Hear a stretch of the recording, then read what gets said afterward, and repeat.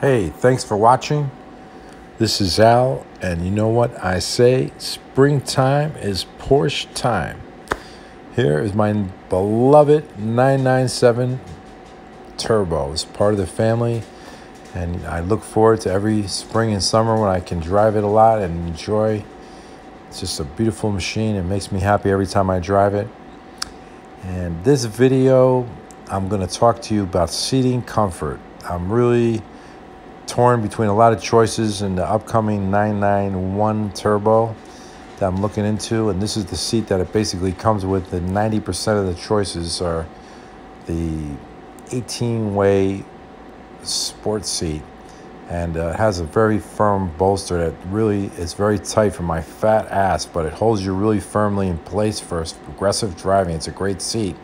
Now here are the 14-way seats that come in my 997, and then also in the current cars. A very plush, comfortable seat. Doesn't have a firm bolster, and it's not pinching your butt.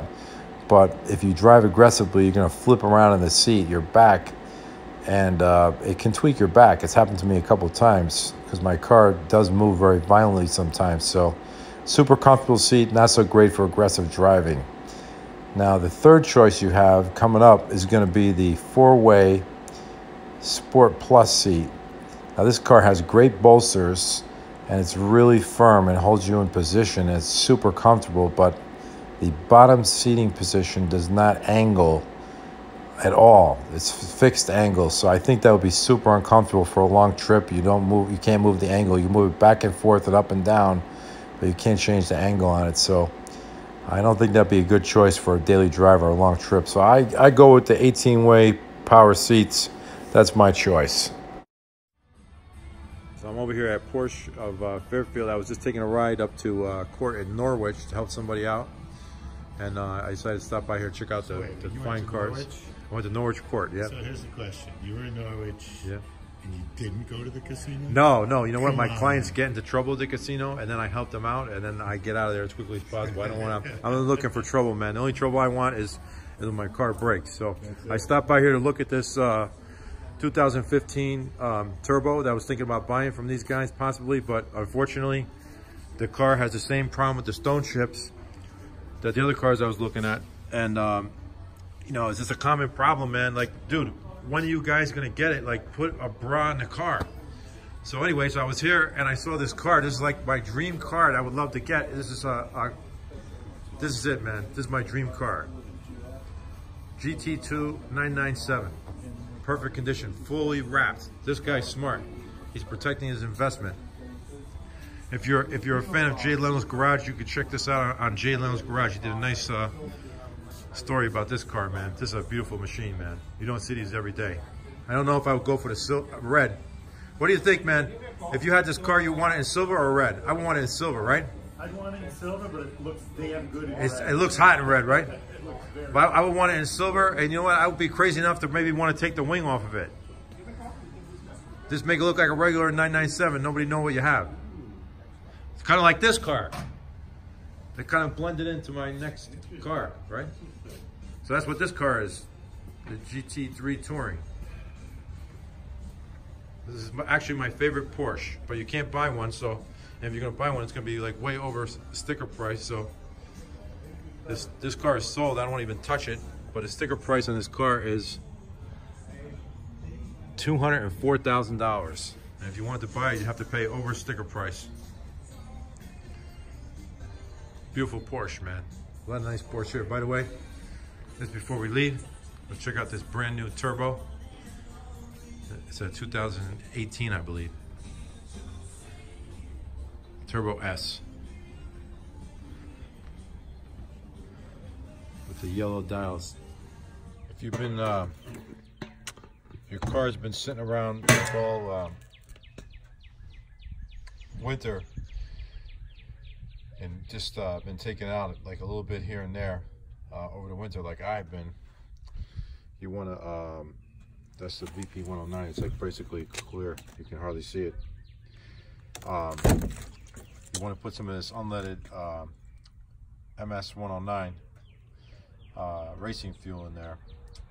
because what happened is the fuel that's in your tank is basically lost its octane. So if your car's running on 93 octane, you know, it's been sitting around for 2 or 3 months in your tank, it's basically deteriorated. It's basically probably down to about 90 or 89 octane. You get out there and you enjoy your car and you start beating on it, you're going to get massive detonation. So this is a little, you know, trick I picked up over the years. Fill it up with some MS-109 in the spring. That way you're not going to have any detonation whatsoever. Keep your car safe. When you're depressed because your 991 turbo is, you know, on the fritz, it has like a little hole in the paint in the hood that needs to be fixed, and you're stressing out, you know, and you're depressed, and you're just like what are you gonna do? This is why you have to have a clear bra on the car at all times. You know what you gotta do? You gotta go out your 997 turbo and go for a ride, you know? Now this car right here is a very analog experience, right? There's no PDK in this car. And it's basically, you know, like a totally different kind of car, you know? It just feels like a sports car all the way around. Whereas the 997, it kind of feels like a 4-door Panamera. A 2-door Panamera, sorry. I got that saying from Georgia ICS, by the way. So here we are out for the first ride of the spring, you know. I don't know if it's really spring yet. I haven't really checked my official calendar, but it feels kind of like spring. The clocks move forward, so, and you can tell this car is really raw, you know. It's an animal. You gotta pay close attention to this machine. You feel every little bump on the road. You feel everything in the steering wheel. It's a sports car. It's not, for me, this is a great car, but it's not a car you want to drive every day necessarily, because it's not that comfortable. It's also very intimate. The size of the distance. Look, I can put my hand over to the other side easily. The next seat next to me is like right here. By the way, I'm going to do like an analysis. This is the these seats are the 14-way seats that come in this car, and they're very, very soft because they don't have ventilation or heating in them, but they're very soft. You can see they're so soft, so they're so comfortable. These seats are like a nice Italian sofa. Basically, it's like really super comfortable. You know, I don't know what Porsche is thinking with the other seats they have. I think they're going backwards. These seats are so comfortable. I'm gonna throw in, I've been doing some seat analysis, so I'm gonna throw in some video about the seats. You know, by the way, if any of you guys have a Porsche, you know, just check this out. There's this gauge over here on the side, all the way in the end. That's your oil temperature, right? This thing has like 9 quarts of oil. So it takes a long time, even though I've had the car running now for quite some time. It takes a while for that oil. It's all the way over here on the end. Right, so it's just starting to warm up now. It's just starting to go over 150. You really don't want to get on the car until the oil's warm. Even though the coolant temperature is all the way up, you can see that gauge in the middle on the top. You don't want to get on it. You don't want to get on it until the oil temperature starts to move up over 150. So we can get on it a little bit over here just for a second. But we really want to make sure the oil's already warmed up all the way before you start really romping on the car. We'll make some more videos soon. Right now I'm just getting the car out, driving around, get to make sure the tires are round for the spring, enjoy, you know, de-stress a little bit. There's obviously a lot of traffic this time of day, so I'm just trying to enjoy it a little bit. And really, this is a car that I just enjoy, and I feel, when I'm in this car, I feel like I want to be on Lime Rock Racetrack. That's where I want to take it. I have a date to go in July with the Porsche Club of America. I'm going to take the car on the track. I'm not trying to set any records. I just want to go out there and see what the car will do with 650 horsepower to the tire and pump gas, and 750 on E85. It should be an interesting car to take around the race course. But the 997, you know, compared to the 991. Number one, the inlets for the intercoolers are painted on the 997. So I'm thinking about my 991 to do it. Although Shimon is kind of talking me out of it, so I'm going to talk with him some more about that. Secondly, there's no drama here to decide, do I want a glass roof? Do I want a steel roof? You know, what kind of roof do I want? The glass roof is so nice, it lets in the sunlight, but the steel roof is lighter. Because you know what, the 997 only comes with the steel roof, so it simplifies things, right? And then finally, I just wanted to say, you know, here, this car is 11 years old. There's not one chip in this paint. You know why? You know why there's not one chip in the paint? Because I have the full Expel coverage, and you cannot tell that there's any film on this car. That's how good the Expel is. On the hood, the fenders, and down on the rocker panels, and all the way up over here, all the way up to this point on the quarter panel. So no rock chips. You got to do that on your car. Absolutely, that's a must. I hate rock chips now. That's my new pet peeve. Rock chips. Up. The oil temps ready to go. Let's give it a shot. Let's see how she's running.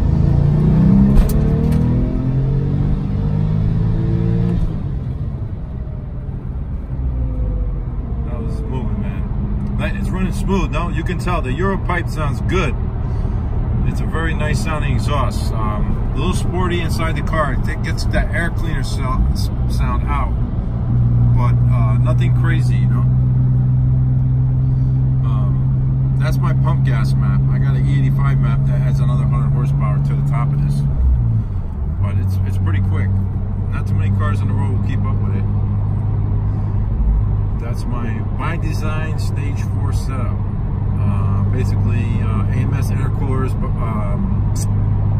the Euro pipe system 2 with the full 3-inch exhaust. I have the turbo inlet hose, by design 65mm turbos, and cob access port. Which I got over here at all times, so I got it right next to me. Somewhere around here. There it is. I keep it handy all the time. And don't lose that sucker. They're expensive on a Porsche. It's not like a Subaru. And what else do we got? A clutch, and radiators. We had to do the radiators. That was like a maintenance